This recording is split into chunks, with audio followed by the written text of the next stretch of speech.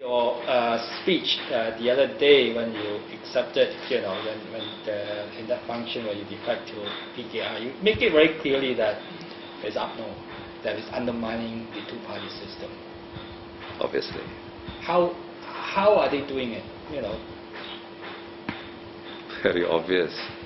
MACC goes into Perak, suddenly very hardworking, extremely competent, and arrest two of the Keadilan YBs.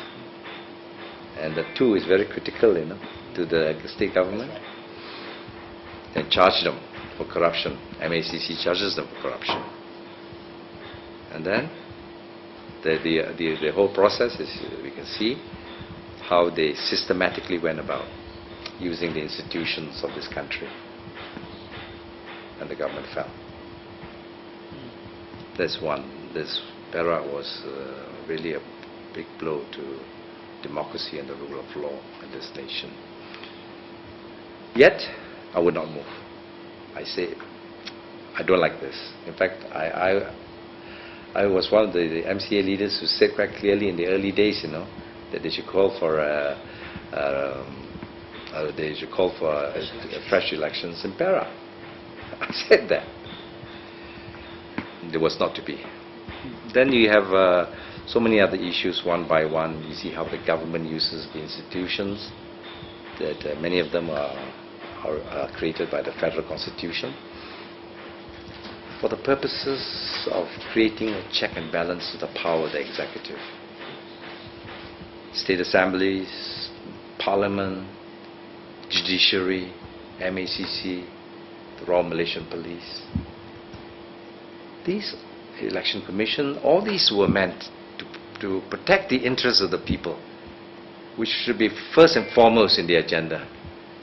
But then they are being used. I mean, it's so obvious when you do something, do it in a clever way. But it was so obvious. There was no even attempt to try to pull the wool over the people's eye. Didn't care about that anymore.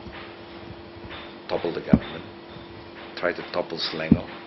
Same modus operandi. We can see what is happening. MACC goes in and in a almost brutish way, behaving as they do, and people are upset. And then the Chua Jui Meng thing, that is the most stupid thing any government can do, to go to that extent, because the people will say, enough is enough, time is up for you. We are the people who determines what is the future of this country, not the government. So in many ways, when Najib Muhyiddin tells the grassroots of UMNO, change. If you do not, the people would change the government. It's so obvious. March 2008 general elections was such a demonstration of Makul Sakti, the people's power. The people changes things. And I think for the first time, for a long, long time, this is the first time I see all races working together for change. And yet MACC is supposed to be a better version of the ACA. I mean, Abdullah came out with this idea, and it was supposed to be more independent. Yes. I'm sure Abdullah meant well, and he had the interests of the people at heart when he created the MACC. But any organization, as we know, is as good as the operators inside. And the operators have let themselves down, they have let the government down, and definitely the people down. So Najib is worse than Abdullah in terms of using government machinery? In terms of being we can see, unlike Abdullah, here we have 9 fists within a velvet glove operating. I don't know where that came from. And Najib was a decent man. I rather liked him. I still like him. Polished, he had all the attributes of being a great prime minister. But this kind of happening, you can see the luster being rubbed off.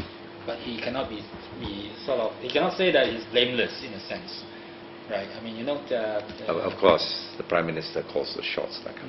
We know that.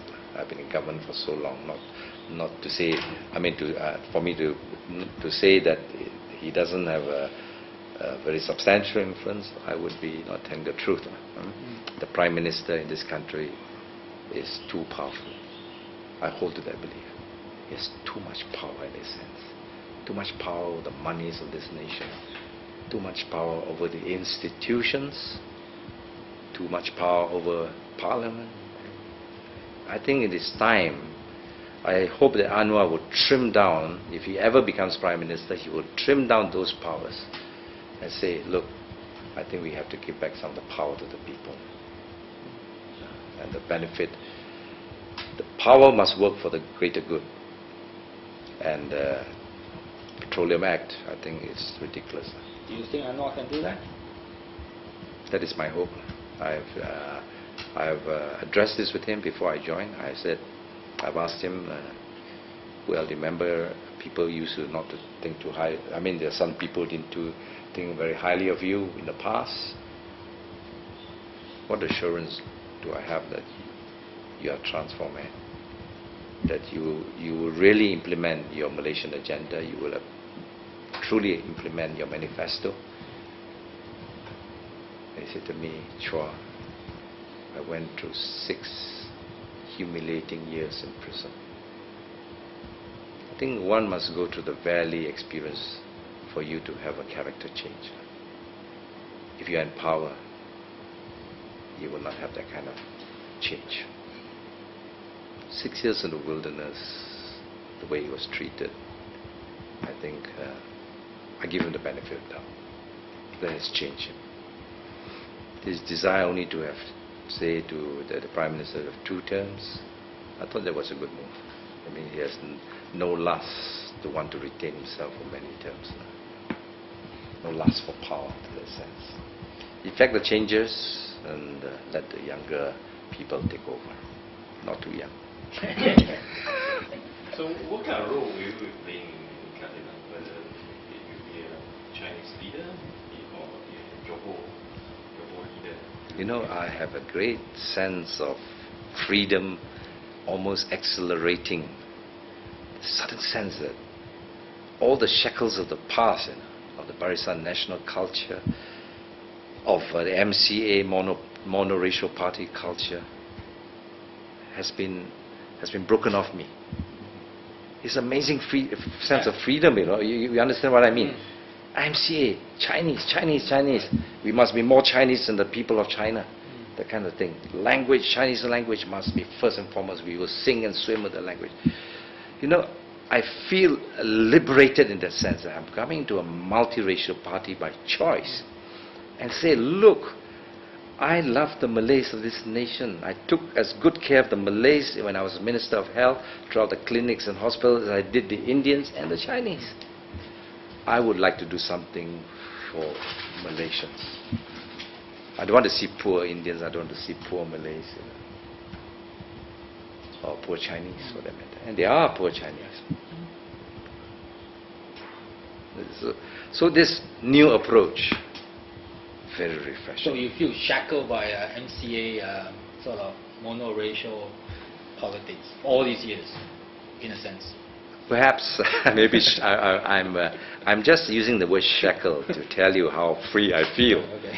But it doesn't mean that I was shackled within the many years, 33 years I was in the MCA, but I felt the constraint, let's put it that way. Right. So you don't even classify you in that kind of category? No. I started politics. No. After May 13 erupted in this country, I made this major decision to be more involved.